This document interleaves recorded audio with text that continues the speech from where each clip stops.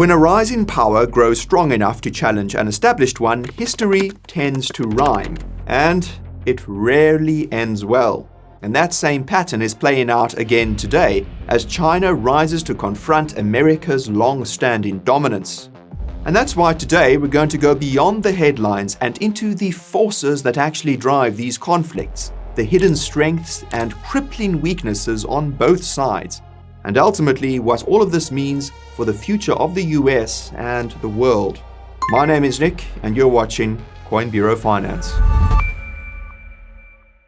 Before we get into the thick of it, a quick reminder that I am not a financial advisor and nothing in this video should be considered financial advice. It's educational content designed to help you understand the forces shaping the world around you. If plain English breakdowns of complex topics are your thing, then make sure to like this video, subscribe to the channel, and ping that notification bell so you never miss the next one.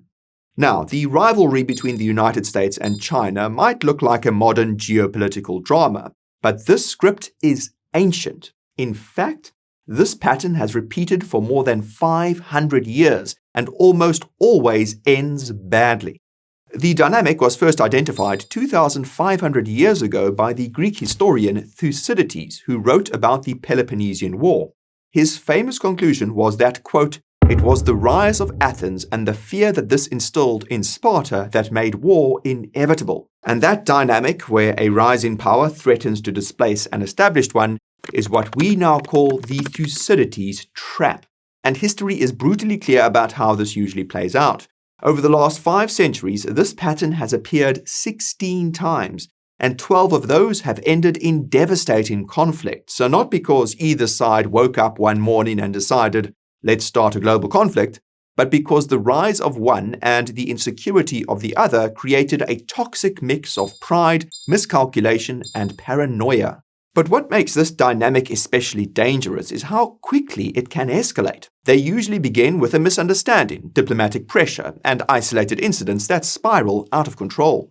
World War I is the classic example here. Britain was the ruling power, and Germany the rising challenger, and neither wanted a continent-wide conflict. But the assassination of Archduke Franz Ferdinand in 1914 set off a chain reaction of alliances, mobilization schedules, and political maneuvering.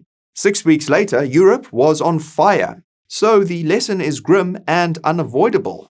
You don't have to want war to get war. And this tension isn't just between nations, it's also inside them. A macro investor, Ray Dalio, spent years studying empires and found they rise and fall in a remarkably predictable cycle.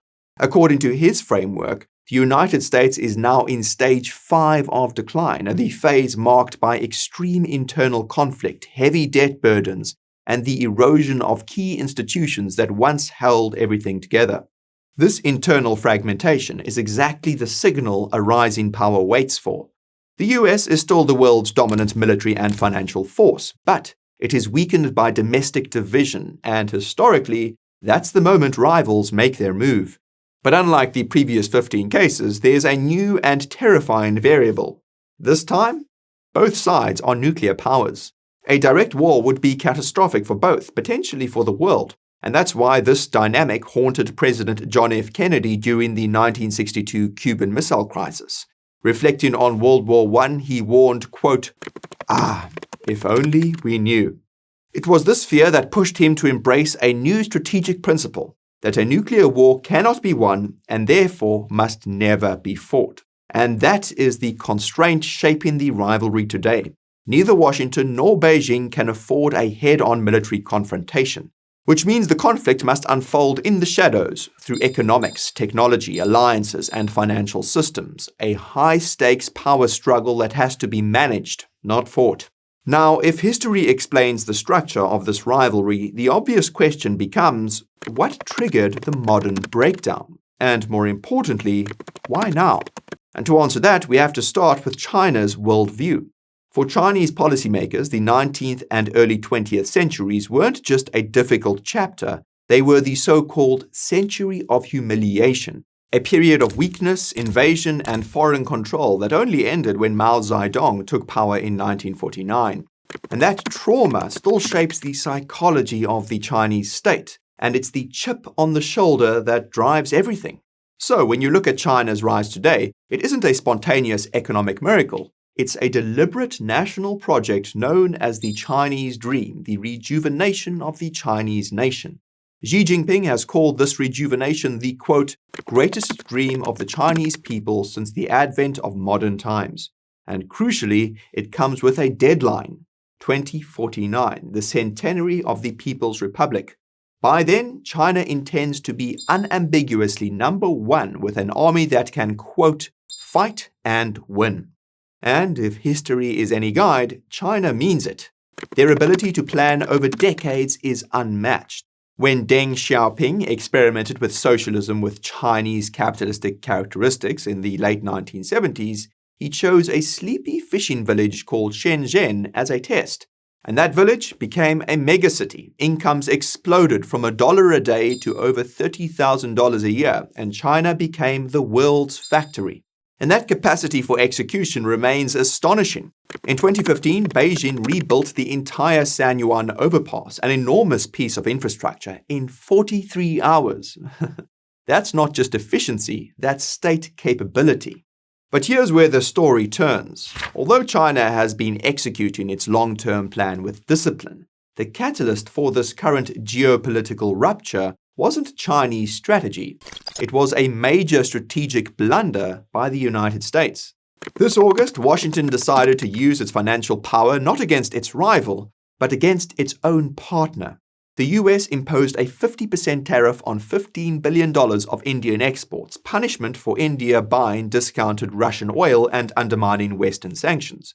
American officials framed it as defending the rules-based order, despite the awkward fact that US nuclear plants run on Russian uranium and European factories rely on Russian palladium.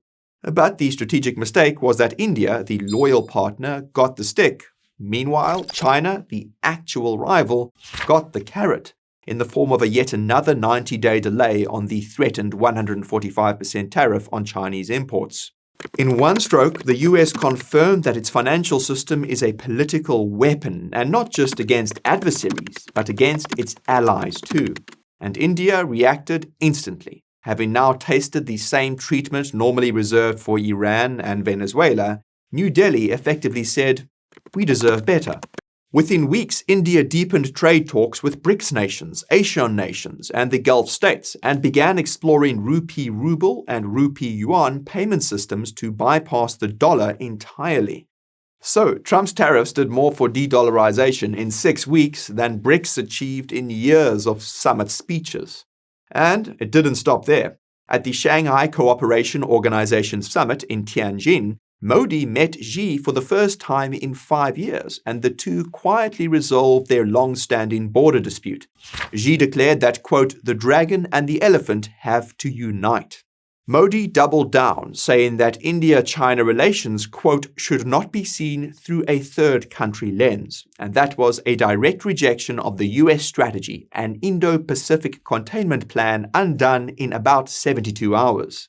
And if the picture wasn't clear enough already, it became undeniable on September 3, 2025.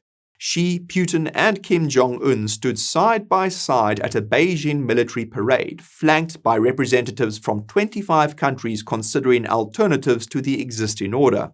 The message could not have been more clear. The world is hedging against Washington.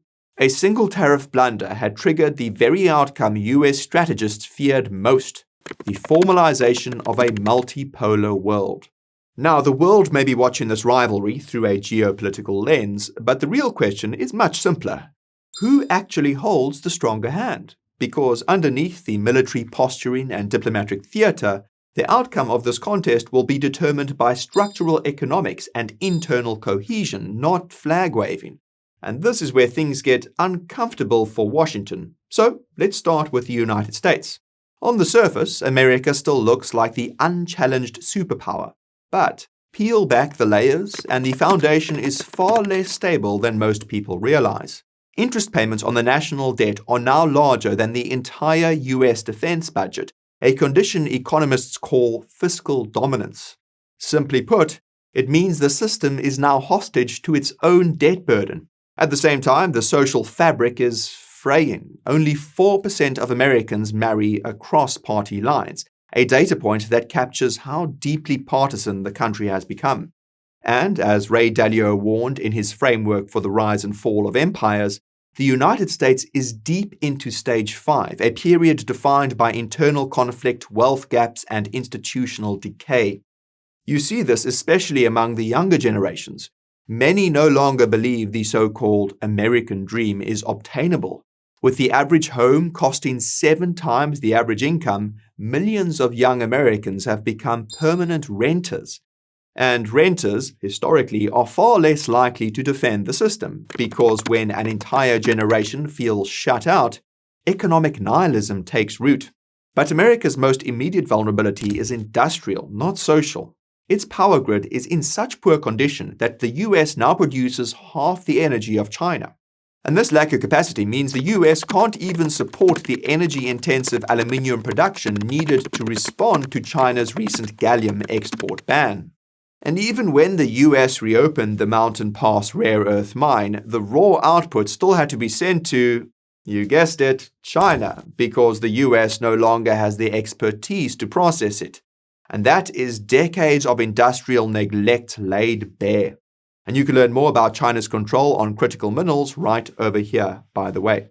Now, to be fair, China has plenty of problems too. Its real debt to GDP is estimated to exceed 300%.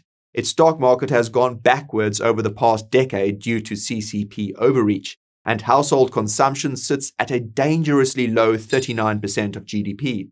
And Beijing's property affordability? Around 35 times average income, a bubble by any definition. And yet, China holds one structural advantage that the US simply cannot match. Its net worth. The US government has a negative net worth of roughly $40 trillion. China's government, by contrast, owns all the land, the utilities, and a vast network of highly liquid state-owned enterprises. Estimates place China's positive net worth at around $40 trillion, a colossal financial firewall that gives Beijing far more room to maneuver in a crisis. And then comes China's greatest strategic advantage, its planning capacity. Where US policy lurches from crisis to crisis, China plays the long game, advancing by encirclement rather than head-on conflict. And even though Washington could financially hit China hard, it doesn't have the political will to bear the consequences, because if actually implemented, it would be a kill shot for hundreds of billions of dollars of annual trade, a gun Washington can't fire without shooting itself in the foot. Why? Because America's corporate elite won't stand for it. Tim Cook and Elon Musk have more influence in Washington than the China hawks do. We saw this contradiction destroy the friend-shoring agenda. The US created the Minerals Security Partnership to counter China, yet its own tariffs sabotaged the supply chain. And China capitalized immediately. On his recent tour of Vietnam and Malaysia, Xi Jinping positioned China as a more reliable partner than the US. Vietnam sealed the deal with a 21-gun salute, a stark contrast to Washington's 46% tariff threat. The bottom line is simple. The US is being slowed by internal decay, fiscal irresponsibility, and short-term politics, while China, despite its flaws, is executing a far more coherent long-term strategy, and it's forcing countries to rethink their alignment with the US-led order. Okay, now that we've seen the geopolitical checkmate unfold, the next question is what this structural rivalry means for the currency markets. And this is where the conflict becomes existential, because the dollar sits at the center of everything. Its position rests on a strange, self-reinforcing paradox. The dollar is the most vulnerable asset in the world and the safest. And the reason is the $50 trillion in global dollar-denominated debt, which requires over $1 trillion every year just to service the interest. Until that mountain is repaid, and it won't be, no major economy can walk away from the greenback, and that creates permanent structural demand. And that is why many macro analysts argue it's dollar strength, not weakness, that will eventually break the system. Because when the dollar rises, foreign borrowers must sell their own assets, sometimes even their own currencies, simply to acquire the dollars needed to service their liabilities. And that process creates a mechanical short squeeze that tightens America's grip on global finance. And right now, the market is primed for exactly that, a pattern we have seen countless times before. Historically, the dollar dips at the start of a crisis, but when conditions deteriorate, capital flees back into the greenback. The squeeze becomes too severe to bear, global deleveraging begins, and markets crack under the pressure. But the rest of the world is no longer accepting this cycle. The BRICS bloc knows it cannot defeat the dollar head-on, so it's building workarounds designed to weaken America's network effects, and the strategy has two pillars. The first is the gold anchor. Central banks have been buying over 1,000 tons of gold annually for 3 consecutive years, a historic record triggered by the 2022 Russian asset freezes. Gold, in this framework, acts as a super collateral, a neutral anchor for settling trade imbalances immune to sanctions. The second pillar is new financial plumbing. China's CIPS network is already settling trade in yuan. Meanwhile, the New Development Bank aims to issue 30% of its loans in non-USD currencies, giving indebted nations a way to borrow without American vetoes or political conditions. Together, these moves force countries to confront a defining question. What do you need more, commodities or the dollars required to buy them? But even with these alternatives, the end game is unavoidable. The US federal government is the most nominally indebted institution in human history. In a crisis, Washington will choose the lesser of two evils: print money and inflate the debt away rather than risk a catastrophic default. It's a controlled Ponzi scheme, one that can only continue as long as the world accepts the dollar's value. The global system simply cannot run indefinitely on a runaway strong dollar. The debt burden is too great, and at some point a forced revaluation, a modern-day Plaza Accord, will be required to push the dollar down and reset the system. And when that moment comes, the dollar's uncontested dominance will effectively be over. Which leaves one final question: how do you position yourself for that moment? The uncomfortable truth is that a real falling out between these two giants wouldn't produce a winner and a loser. It would simply produce losers. And while it's tempting to look at America's internal decay and assume this is China's moment to rise uncontested, the story falls apart under scrutiny.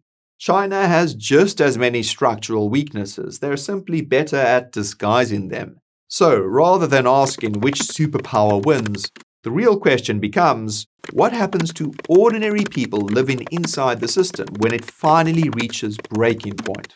Because whether the dollar squeezes higher first or is pushed into a controlled revaluation later, the outcome for individuals is the same. Your financial resilience depends on what you own. And that starts with resisting the slide into economic nihilism, the belief that the system is rigged, nothing matters, and there's no point even trying. And that mindset corrodes societies long before currencies crack. Focus instead on what you can control. Managing your debt, staying liquid, and investing in assets that politicians cannot debase with a pen stroke. And this principle hasn't changed in centuries. The house stays the same, the currency measuring it erodes. Every fiat currency in history has eventually failed, and the dollar will not be the exception. And that's why gold and Bitcoin remain essential hedges as they sit outside the traditional financial system. Gold has been money for thousands of years, while Bitcoin is the best performing asset of all time. And when the dollar is forced into its next reset, whether through inflation or a coordinated revaluation, these non-debasable assets tend to absorb the value that fiat loses. They become the new balloon that protects your wealth when everything else fails. As history has shown, change happens slowly, then all at once. So, stay informed, stay focused, and above all, stay out of the trap. And if you want to learn about a trap that could bring us the next financial crisis, then you can check out our video about that right over here. Thank you all very much for watching, and I'll see you again soon. This is Nick, over and out.